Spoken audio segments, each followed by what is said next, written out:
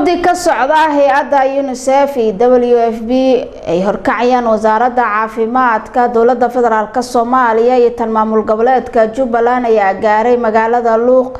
ee xarunta gobolka Gado sida warbixinta si noogu soo diray wariyaheena Cabdi Wali Yuusuf Caabi.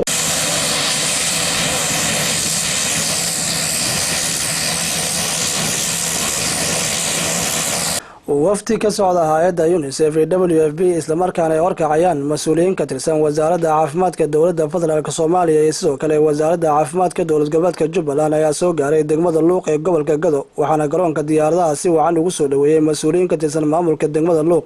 soo dhaweyn kadib ayaa waxay kula la qaateen maamulka degmada Luuq waxaana ugu horeen ka warbixiyay ujeedka socdaalka wafdiga gudoomiyaha degmada Luuq mudane Maxamed Cabdullaahi Muude Garoob. waxaa maanta degmada Luuq soo gaaray wafdi ballaaran ka socda hay'adda WFP iyo UNICEF wasaaradda caafimaadka dowlad goboleedka Jubbaland wasaaradda caafimaadka federaalka xubno ka socda ujeedkooduna waqtiga soo haa sidii ugu kordhin lahaayeen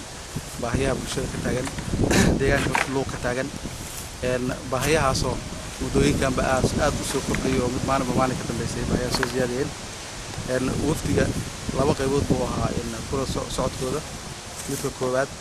wuxuu ahaa uu kordgelidda xaaladda bini'aadanimo ee ka taagan deegaanka iyo dabagalka waxyaabihii sanadkii hore ay soo dhiibeen dabagalkeeda waqtigaas meelo badan baanu geynay sida xarunta SRDA iyo xafiiska maamulka degmada Luuq baahiyaha degmadana waa ka warbixinay hadday ahaan lahayd mid magaalada gudaheeda iyo hadday mid ahaan lahayd deegaanada kaleba sida Yurkud iyo deegaanada ku xeeran oo muddadii 8 sano ah ee gacanta ku jirta dowlad goboleedka Jubbaland